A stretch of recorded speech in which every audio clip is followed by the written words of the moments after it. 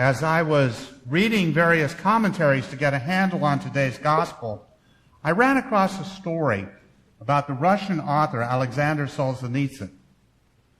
Now, for those of you who may not recognize the name, Solzhenitsyn was for many years a prisoner in the Soviet system of prison camps known as the Gulag. In fact, his masterwork was titled The Gulag Archipelago. He finally was released and exiled to the West, ultimately settling in New England before returning to Russia after the fall of the Soviet Union. He won the Nobel Prize for Literature in 1970. Anyway, the story goes like this. Along with other prisoners, Solzhenitsyn worked in the fields day after day, in rain and sun, during summer and winter. His life appeared to be nothing more than backbreaking labor and slow starvation. The intense suffering reduced him to a state of despair. On one particular day, the hopelessness of his situation became too much for him. He saw no reason to continue his struggle, no reason to keep on living. His life made no difference in the world, so he gave up. Leaving his shovel on the ground, he slowly walked to a crude bench and sat down. He knew that at any moment a guard would order him to stand up, and when he failed to respond, the guard would beat him to death, probably with his own shovel. He'd seen it happen to other prisoners. As he waited, head down, he felt a presence. Slowly he looked up and saw a skinny old prisoner squat down beside him. The man said nothing. Instead, he used a stick to trace in the dirt the sign of the cross. The man then got back up and returned to his work. As Solzhenitsyn stared at the cross drawn in the dirt, his entire perspective changed. He knew he was only one man against the all-powerful Soviet Empire. Yet he knew there was something greater than the evil he saw in the prison camp, something greater than the Soviet Union. He knew that hope for all people was represented by that simple cross. Through the power of the cross, anything was possible. Solzhenitsyn slowly rose to his feet, picked up his shovel, and went back to work. Outwardly, nothing had changed. Inside, he had received hope. Just as Solzhenitsyn needed something to renew his hope and determination, we need encouragement from time to time if we expect to continue in our life of faith. While his fellow prisoner drew lines in the dirt, in today's gospel, Jesus tells us a story. One of the commentaries I read suggests that the gospel reading for today really consists of three parts: an introduction, the parable itself, and then a commentary on the parable. The parable is the center part, and just to remind, it says this: in a certain city there was a judge who neither feared God nor had respect for people. In that city there was a widow who kept coming to him saying, "Grant me justice against my opponent." For a while he refused, but later he said to himself, "Though I have no fear of God and no respect for anyone, yet because this widow keeps bothering me, I will grant her justice, so that she may not wear me out by continually coming." That's the parable. According to most of the commentaries I read, in the original Greek of the New Testament, the text compares the widow's in-his-face attitude to getting a black eye. In other words, the judge is saying, so instead of saying, "She may not wear me out by continually coming," it's, "so she may not give me a black eye." To spare himself further annoyance or to avoid an assault, the judge decides to not simply to hear the case, but to grant her justice, to spare himself any annoyance. Now, some commentators set up a dynamic that suggests the widow is supposed to represent us, and the judge is supposed to represent God. But is that really a portrait of God? That doesn't seem to be what Jesus has in mind, though certainly that's how some people look at the practice of prayer. They paint a picture of God as a judge or a petty bureaucrat or an abusive parent. At best, this school of thought pictures God as essentially deaf and uncaring.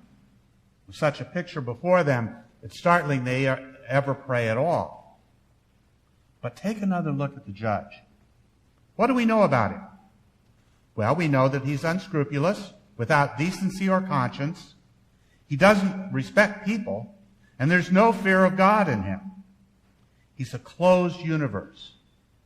This judge always has it figured out. He leaves no room for the possibility that God may have a more creative answer to questions his life presses upon him. Do we know anyone that matches that description? Sure we do. Each of us fits that description sometimes, and some of us may make a career of doing so. There are those times all too often when each of us lives entirely for ourselves.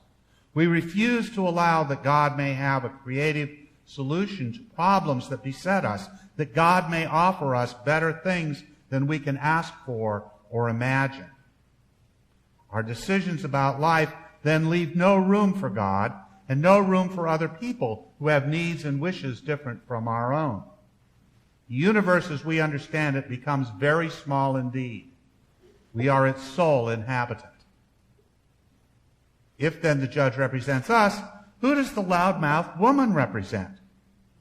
Could it be that this poor and powerless woman who demonstrates unlimited chutzpah is there as a reminder of God? Certainly that might fit. God is always attempting to break into our closed universe, to draw us into relationship, to make us recognize that our relationships with God and neighbor, what they demand of us. In fact, in the history of God's people, this does seem to describe the way God often behaves. Remember Jonah running in the other direction, but finding that he couldn't run far enough to get away from God? Think of Paul breathing righteousness in his persecution of the people of the way until God caught up with him on the road to Damascus. Doesn't God sometimes act like this with us? Perhaps God has been persistent in calling us to knowledge of Jesus. Perhaps we've strayed from the path for however long or short a time and have heard God's voice calling us to come home. Perhaps it's not so much that we've strayed, but rather that we've become complacent in our lives and we hear God calling us to a deeper commitment. In whatever way God calls us, the common experience is that God is persistent. We may not always want to hear God's call. We may have our own agenda. Perhaps we've put our trust in the things of this world instead of in God. Perhaps we're willing to give just so much, but we're holding back on the total commitment that God wants from us. There are as many ways to run from God's persistent call as there are human beings, but God doesn't stop calling. God really is kind of like that widow. Many people have trouble with prayer, even giving up on the practice, because they think that praying is an exercise in telling God what God already knows, or perhaps persuading God to do what God wouldn't do otherwise, or somehow changing God in one way or another. But prayer, I will suggest, is just the opposite. The primary effect of prayer is not on God, but on us. God's love is already unconditional. God's justice is already perfect. God's compassion is already without limit. God recognizes our needs even before we do. It's not God who needs to change. It's up to us to get in line with God's program. And prayer is a large part of how that comes about. Prayer is our declaration that we don't want to be a closed universe, dependent only on our own solutions and on ourselves. Prayer is our desire to be open to God. Throughout our lives, God continues to call us. God's call is persistent, and so long as we live, it will continue. We will never arrive at the place where we can say, there now, I've done it all. God will ask no more of me. God's call may be different at different times in our lives, but there is always a call. At times we listen well, at times perhaps not so well. But God's voice is never still. Each time we hear and respond, we become more the person that God calls us to be. There are many things in each of us that can keep God out. Sin, of course, but that's not the only obstacle. Attitudes of mind may keep the door shut and bolted. We may doubt that God hears us. We may consider ourselves unworthy. We may think God has better things to do than to intervene in our lives. Those attitudes can be driven out by persistent prayer. The voice of the widow who refuses to take no for an answer. None of us will face the soul-numbing reality of a Soviet prison camp. But each of us will certainly need the encouragement that today's parable offers to us. Jesus does not suggest that God is like the judge. Indeed, Jesus sets up the contrast to the judge. What he does require of us is to have the confidence in God that the widow displayed, and to know that God will lead us to our own vindication in the end.